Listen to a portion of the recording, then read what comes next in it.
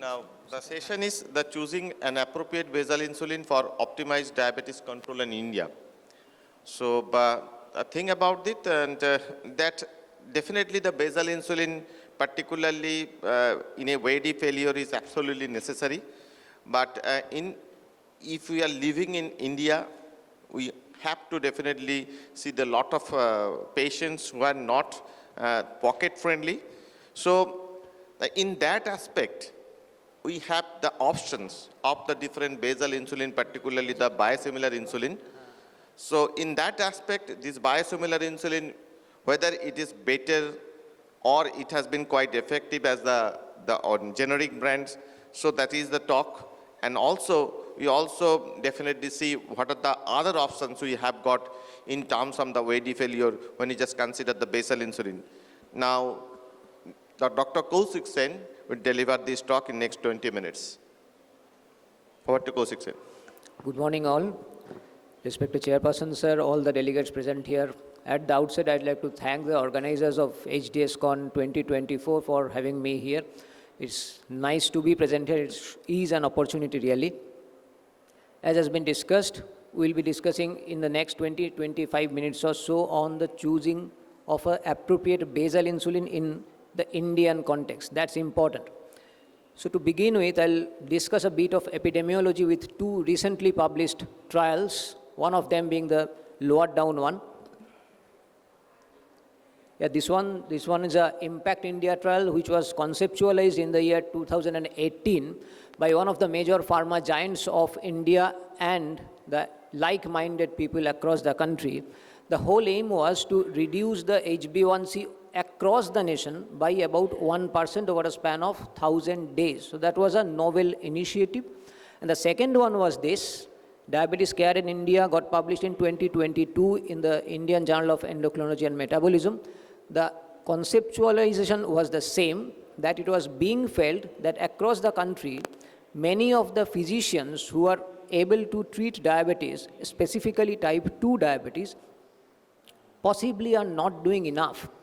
One of the major data that had come across was only about 50% of the patients of type 2 diabetes mellitus were told about the risks and management of hypoglycemia. That means half of the patient population was not informed about the risks of hypoglycemia. That remains one of the major hindrances of the treatment of type 2 diabetes mellitus. So that is the magnitude of the problem that we have. Despite having so many conferences across the country, we are possibly not doing enough. We need to do even more. So with this background, these are the options we have as far as the anti-diabetic armamentarium is concerned. Most of us are aware here that insulin is the agent amongst the entire anti-diabetic portfolio that does not practically has a limit to which it can reduce the HbA1c, in contrast to all the other agents, be it injectable, be it oral, of the anti-diabetic portfolio. Insulin is the one that can go to any extent as far as the efficacy is concerned, meaning thereby as far as the HbA1c reduction is concerned. 2.5% is the approximate cutoff. It can practically go to any extent. So that's the thing. As far as the ADA guidance is concerned, I have quoted this from ADA 2024 because that's the latest one. But over the past couple of years, it has been seen that it's there in the ADA standards of medical care. It does suggest whenever there is need for insulin, meaning thereby whenever there is need for OAD failure, the single agent amongst the insulin should be nearly always the basal insulin. Why does they say so? I'll be coming to later on. But let us remind ourselves that ADA does also suggest something that is higher up even, that if an injectable is required when the orals have failed, it should not be insulin. Practically, it should always be an injectable GLP-1 receptor agonist. Whether we are being able to deliver our patients with GLP-1 receptor agonists is an entirely different issue. There are several obstacles behind that, including the cost, possibly the most important of that. But that is the fact. But if we do not have an access, because of so many other factors, to a GLP-1 receptor agonist, when the orals have failed, we do have access to insulin. And in that case, long-acting basal insulin should nearly always be the initial choice. And depending on the cost, the feasibility, and the person-specific consideration, the choice of basal insulin should vary. That's the ADA recommendation last. What about the other professional organizations? AACE, or the American Association of Clinical Endocrinologists, nearly echoes the same that has been told by ADA. It also went on to say it could be anything. It could be a premix, it could be a prandial insulin, it could be a basal bolus. All of them can be used. However, possibly in most of the occasions, basal insulin is the choice when the orals have failed. About IDF, nearly the same as ADA have said, but our own RSSDI differs slightly. It says any one of them can be used. It can say it can be basal, it can be premix, it can be prandial also, anyone, but possibly again basal insulin, preferably in nearly all the cases. So taken together all these guidance, what comes up is it should be a basal insulin. We are using insulin after the orals have failed. Now these orals have failed, I have repeated purposefully thrice, just to convey that there is no point increasing the number of oral drugs beyond 3. Because it has been conclusively shown by several studies. It has also come up in books. One of the famous textbook of diabetes mellitus by D. Fronzo have categorically mentioned there is no point increasing the number of oral drugs to 4 when 3 oral drugs in optimal dosage have failed to reduce the HbA1c below 8. That is the time we should initiate insulin. Now these are the characteristics of basal insulin, what is ideal, because we are discussing in this session the ideal basal insulin. Well, it is intended to take care of the glucose when we are not taking food. It should be a nocturnal hypoglycemia. It should be able to reduce the hepatic neoglucogenesis so that the nocturnal hyperglycemia does not happen. That is the idea. And it is typically administered in a single daily dose. There are basal insulin, specifically the older one, NPH, which were to be given twice daily ideally because of the relatively shorter half-life of around 12 to 18 hours. It had to be given twice daily.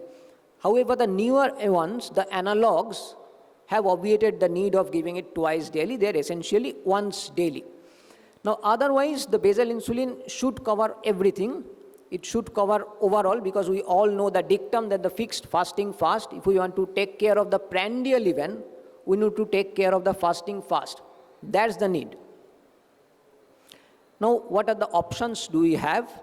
And which one of the several available agents amongst the basal insulin we should choose? For that, we need to know what are the options we have. We have just discussed the NPH insulin, the old one, the neutron protamine hegdron. Essentially, it had to be given twice daily. Because it had got a half-life of 12 to 16 hours, some other authorities suggest 12 to 18 hours, whatever be the case, it should be given twice daily. Practically, other than in pregnancy, we do not now use NPH as a basal insulin. All the other organizations, except for NICE, the UK-based organization, have proposed practically no NPH. UK-based NICE still do recommend NPH as one of the major basal insulin, possibly hinting towards the lesser cost with which that is available. But other than that, we have analogs, simply meaning the similar ones that are not exactly the human insulin. First, about the glargine U100, that's an age-old one and has tested the time up to 24 hours, so essentially once daily, does have an active metabolite M1 and M2. If we take into account the concentration of glargine per se, the entire molecule is very, very less. The analogs remain. Other than that, datamir has practically been phased out from the market for so many other reasons, maybe a commercial one. But even with datamir, many of the occasions it had to be given twice daily. So datamir was practically not a single daily dose insulin. Glargine U100 is. About the second generation analogs that we have, there is glargine U300, a more concentrated insulin. That's a very, very important finding. And the last one being degludec 100, possibly at the end of this year or by the mid of 2025, we will have a once weekly basal insulin that will be there in the market. But regarding all these that we have, glargine U100, glargine U300 and degludec, that is practically there in the market. If we go towards our right side of the patient, there are more new insulins, but the cost in general increases compared to what was there on our left-hand side of the slide. So nothing good comes at a lesser cost. That must be remembered. Now regarding a very important finding, that is the cardiovascular outcome trial. Now in the entire portfolio of the longer acting or basal insulin that we are discussing today, only 2 insulins do have a dedicated cardiovascular outcome trial.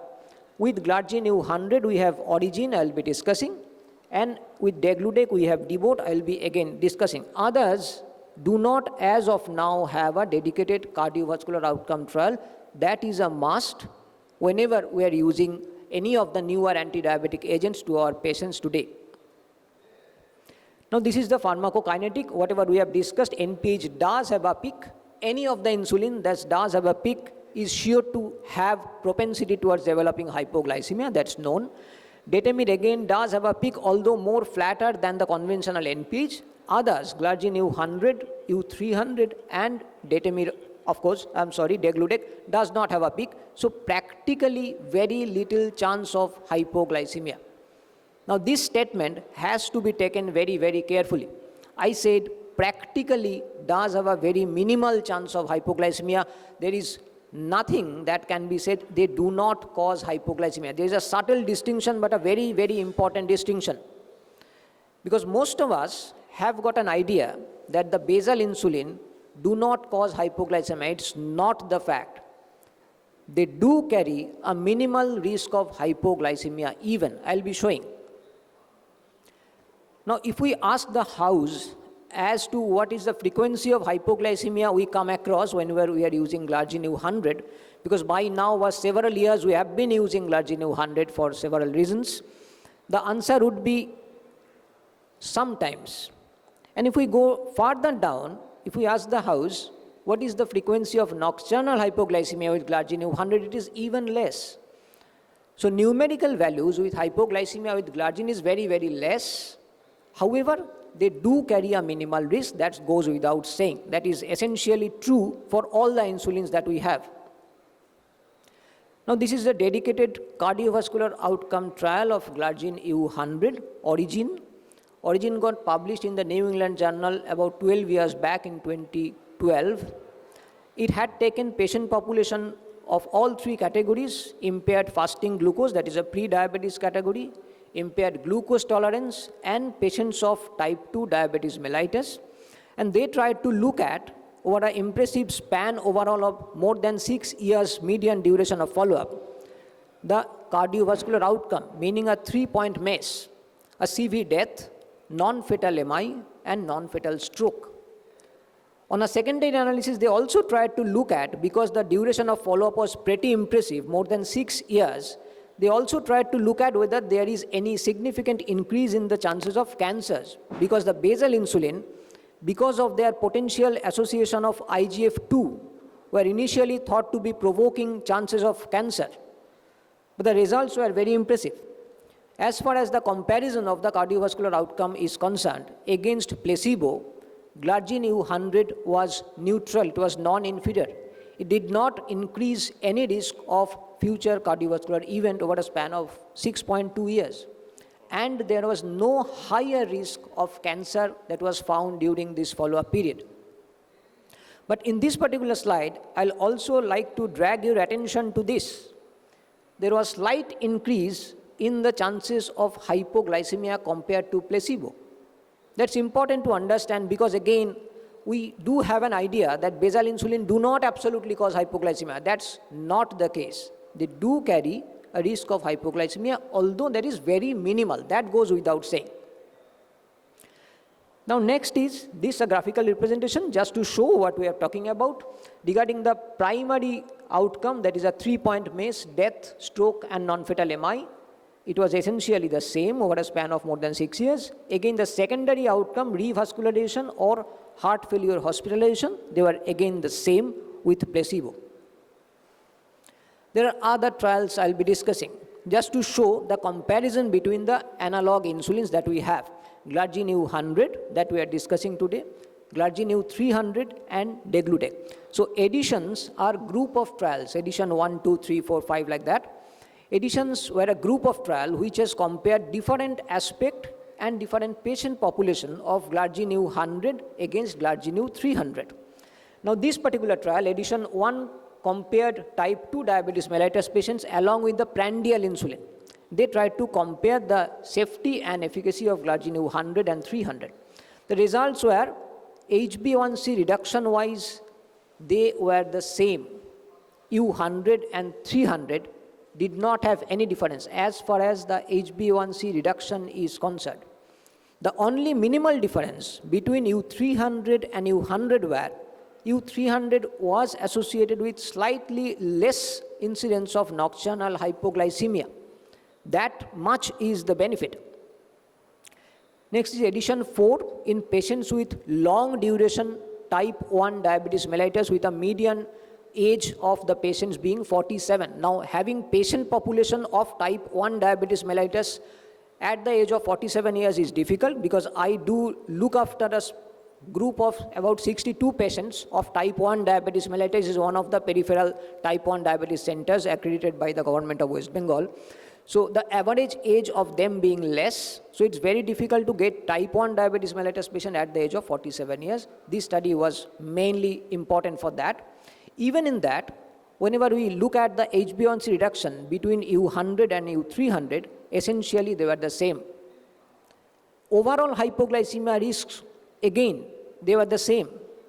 Only in the initial 8 weeks gradual active up-titration period, Glargine 300 was associated with little less amount of hypoglycemia overall. But in the entire study population, entire study duration, hypoglycemia-wise even, there was no difference.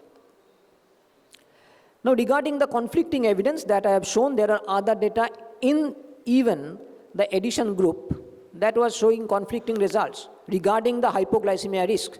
So there could be either way. Next is this, the BRIGHT, the only head-to-head trial of the two second-generation basal insulin analogs that we have, Glargine 300 and the degludec. They tried to compare these two second-generation basal insulin analogs, and the results were like this. I'll be discussing. The study title was very interesting. There was more similarities than differences between these two. Why do they say so? Because result-wise, again, after a span of 6 months, essentially there was no difference between these two longer-acting analogs. And in the active titration period, Glargine U300 was associated with little less hypoglycemia compared to degludec. That was the result. Overall hypoglycemia risk did not differ. Overall HbA1c reduction did not differ. They were essentially the same. So practically, taking into account all these studies, the basal insulin, the newer analogs, be it first generation and second generation, as far as the efficacy is concerned, they are the same. Now coming to the last part of our presentation, there is the dedicated cardiovascular outcome trial of degludec. DEVOTE is the name, got published in the New England Journal 2018.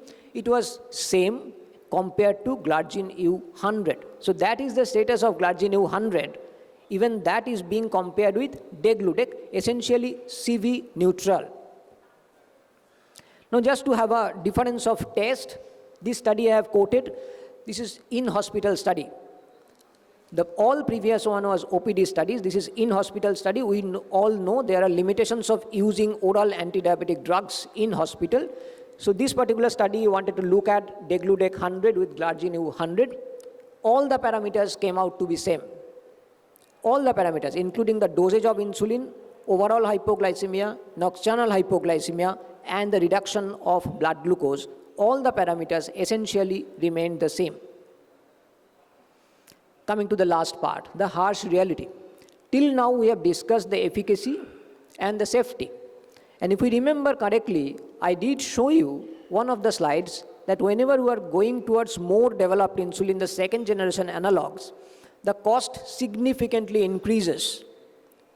The harsh reality is If asked what is more painful than the actual disease itself, it should nearly always be the cost of the treatment. Because we all know in India, we nearly always have to pay from our pocket. It's unlike the Western counterparts who have major insurance coverage we do not have. So we need to take into account the price of whatever treatment we are offering to our patients. In that case, our situation is different. Herein lies the importance of using Glargine 100, especially the biosimilars that are come today, provided, this is very important, they maintain quality assurance. Otherwise, it's not the case. So these are the diabetes-related expenditure in India, one of the recent IDF publications. It says that although India is having the second largest number of diabetic population overall, the cost incurred by the government facility is very, very minimal, and goes without saying the high cost, because it is given out of pocket, and the treatment-related expenditure leads to suboptimal patient care. So that must be taken care of. Adherence, we all know, one of the recent studies also show more than 3/4 of the physicians have commented that it is the cost and the ease of therapy that is essential to maintain the proper adherence to therapy, specifically insulin. This study is from our own AIMS Rishikesh, published a couple of years back. They tried to look at the different factors that is attributable towards non-adherence to insulin therapy. Dr. Sen, if you can conclude. Yeah, I have one more slides. Again, same, the educators in diabetic clinic, presence of them, and the low-cost insulin were the two most important factors in the adherence part. Now, this is from 2021 to 2022, things have deteriorated. In 2011, 35% was on insulin, and in 2022, only 11% patients is on insulin. That one of the major reasons behind that is availability of the newer oral agents, goes without saying, but there are many other important factors as well. So this is my penultimate slide. This is the take home. Majority of the patients in India, specifically type 2 diabetes mellitus, are being undertreated. That I have been saying from my first slide. Insulin is a core treatment option, and unfortunately in India, a pan-India study have recently shown the average HbA1c in which insulin is initiated is at 9. That's deplorable. Simplicity, flexibility, low cost availability of insulin is a must. So that is the area when the low cost insulin, specifically the biosimilar, if they are quality assured, comes into place. And with the use of these insulin, possibly we would be able to go a long way in treating our type 2 diabetes mellitus patients in a better way. So thank you so much for your patient hearing. That's my last slide. I think we should all pray together for the justice. Thank you. Thank you very much, Dr. Sen, for the comprehensive presentation. So before I put the forum open for the House for questioning, there is just one point I would like to know from you, that you showed 5 columns of NPH, Glargine, Detamir, then Glargine U100 and 300, and Degludec. So very soon we'll be having another once a week insulin, I've that is mentioned Icodec. that. So what do you think will be the position of the 6th column when it comes? What is going to be the position of these other 5? So that's possibly beyond the scope of my discussion today. I was present in a Bangalore-based first meeting of the launch, pre-launch conference of that particular insulin. If I am allowed to tell the name, that's Icodec, that is coming up once weekly. There are several trials, including a 6 that has come up, published in New England Journal. The main concern about Icodec is the development of hypoglycemia, because whenever starting Icodec, they use a very high dose, up to about 7 to 10 times the average daily dose of basal insulin. So the main concern whenever we are initiating Icodec was hypoglycemia. And although the other trials did not show significant increased hypoglycemia, whenever they are tried to use Icodec in type 1 diabetes mellitus, that is 6. The group of trials. It's not recommended for type 1 yet. Sir, The trials have not actually, there is an embargo in using type 1 after that trial itself. But that got published in New England Journal. it had shown significant increase in hypoglycemia with icodec in type 1 diabetes mellitus. So if that is available and that is actionable, that will be a boon for our patients, no doubt about that. Because if we are using once daily insulin basal, that's 52 pricks per day. So that's very important. In contrast to more than 7 times pricks per day for all the available other basal insulins. That's a boon. But before that, we need to establish the safety. That's And one. another thing that you harped on regularly was the cost. So that also has got to be considered for our population. Yes, sir. Yes, sir. Whenever it comes. That, of course, would be very high. Even degludec is very costly Yeah, today, so that will be even higher. Any questions from the house to Dr. Sen? Sir. Yes, sir is my teacher for all of you. Sir is my teacher from Medical College, Kolkata. When we were students, sir had joined the MES. Okay, Kaushik, you said that before insulin, your choice will be GLP-1 agonist. Yes, sir. If given the choices. Is it due to the CVD's benefits? Sir, of course. It's not my word, it's available from ADA over the last couple of years. That's possibly the GLP-1 receptor agonists, all of them have got dedicated cardiovascular outcome trials. If we talk about insulin, we have been using for many years, about a century now, but we do not officially have a dedicated cardiovascular outcome trial. So for example, that's because the CV outcome trials are available for GLP-1 receptor agonists. Number 2 is, can degludec be used alternate day regimen? So that's a very interesting question. When degludec had been advocated as once daily insulin, before that, at least 3 trials I am aware of, they had tried twice weekly degludec. One trial had even added once weekly degludec, because degludec has got a half-life of 42 hours. So they had tried. But as far as the reduction of HbA1c is concerned and the glycemic variability is concerned, they did not stood their test. So they have been withdrawn from that indication. So practically degludec has to be used once daily and not once in every couple of days. But the importance of degludec's half-life being 42 hours lies in the fact it gives us the liberty of using it within about 18 to 20 hours. So just to show you the example, glargine 100 has to be given in time, dot on time. Glargine 300 gives us a liberty of 3 plus minus hours. মানে যদি কেউ 10টার সময় নেওয়ার কথা থাকে সে রাত 1টা বা সন্ধে 8টা এর যে কোনো সময় নিলে it does act. Whereas degludec, being a very long acting molecule, gives us the liberty of taking it any time of the day. It gives us a liberty of 18 to 20 hours. যখন মনে পড়লো তখন দিলেই হবে if the patient is not being able to take it exactly on time. That's the benefit. Now, one of the product that is available in the market combines degludec with another fast-acting insulin. Yes, sir. Yes, sir. How come this drug is going to act on the controlling the sugar if it is given once a day? So that's very, very interesting and debatable. Because we do have evidence for everything, we do have evidence for that also. We do have evidence for aspart and degludec fixed dose combination when they are compared with the human insulin premix. And they have shown benefits. But logically thinking, that should not be the case.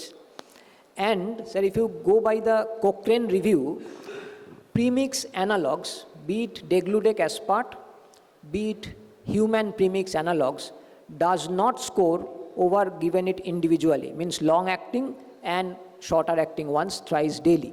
So it could be market, it could be big pharma giants, it could be commercial things, I don't know. Definitely commercially only because practically in But my practically, experience I don't also, I'll believe. tell you that the co-formulation of IDEC aspart, I have never prescribed once. I have always prescribed it twice daily, and once daily is not going to give you the same result as Yes, a sir. premix, That's the thing. multiple dose. And thank you, Kaushik, for bringing up that glargine U100 is as good as or somewhat better than U300 and degludec Yes, at sir, times. of course. Sir, one thing I did not mention, in many of the studies, glargine 300 was to be given at a higher daily dose compared to glargine 100. That's one. Dr. Sen, just one practical question. So if you compare the insulin glargine, the original brand, and if you compare the biosimilar insulin, the glargine, So what in your experience, because if you can see in the efficacy wise, I do not think any difference between this comparator, that is originator, and the biosimilar. One thing, do you think in any type of hypoglycemic incidence that has been occurring more in the biosimilar insulin compared to the originator in your clinical experience? Sir, whatever I say would be an anecdote, by only I have been using that for last 7-8 years or so being in endocrinology. I have been using biosimilars in a huge amount. And as far as the efficacy, as far as the hypoglycemia is concerned, I did not find any difference at all from the innovator. Having said that, I must admit I have used the innovator Glargine 100 also quite a lot. I have used both, and I haven't found any difference at all. But nowadays, one in more any of thing is these. that the cost of the biosimilars as well as the originator U100 Glargine Is almost nearly the at same par. because of Almost the at par, government. because the innovators have come across a lesser cost. Firstly, congratulate Kaushik for an excellent presentation, very crystal clear idea regarding the basal insulin. My question is that how to use or what are the practical tips and tricks of using sulfonylurea with basal insulin? Suppose a patient is already on sulfonylurea among multiple other OADs, and we plan of initiating a basal insulin. What should be the dose modification, or we should at all completely withdraw the sulfonylurea if the patient is a glimepiride or gliclazide? So what will be the clinical tips and tricks? That's a practical question. Sir, whenever we are using basal insulin, we are using that for the OAD failure, when the oral drugs are not being able to bring down the HbA1c to a desired level. So we should be using basal insulin, be it Glargine, be it whatever else, on top of the oral regime, and there is no need to reduce the dose of the oral agent, even if that is a sulfonylurea, because we are using that because we cannot bring down the blood glucose, so there is no need to reduce the sulfonylurea dose. Only need to take care of the glucose very frequently, because we need to start low and go slow. That is the standard dictum whenever we are using Glargine or any other basal insulin. And we need to be careful of the CBG, blood glucose. We need to up titrate the dose very, very gradually. It must be remembered, no dose increment more than twice per week. It's not that আমি আজকে দেখলাম কালকে বাড়িয়ে দিলাম পরশু দেখলাম আবার বাড়িয়ে দিলাম. It's not that. It's only applicable in hospital.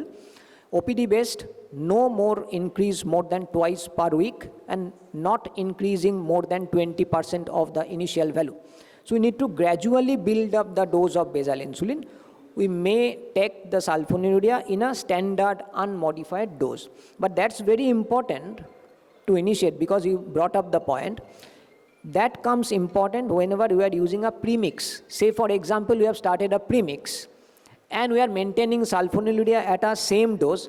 That is a catastrophe, because whenever we are using a shorter acting insulin, there is chances of hypoglycemia. In that case, we need to reduce the dose of sulfonylurea or any of the secretagogues. Thank you very much, Dr. Sen, for the wonderful session and the audience for the interaction. So we conclude this here. Thank you all. Thank you, Speaker, sir. Thank you, Chairpersons. Kindly stay back for the felicitation. I request the Chairpersons to felicitate Dr. Kaushik Sen for the insightful presentation.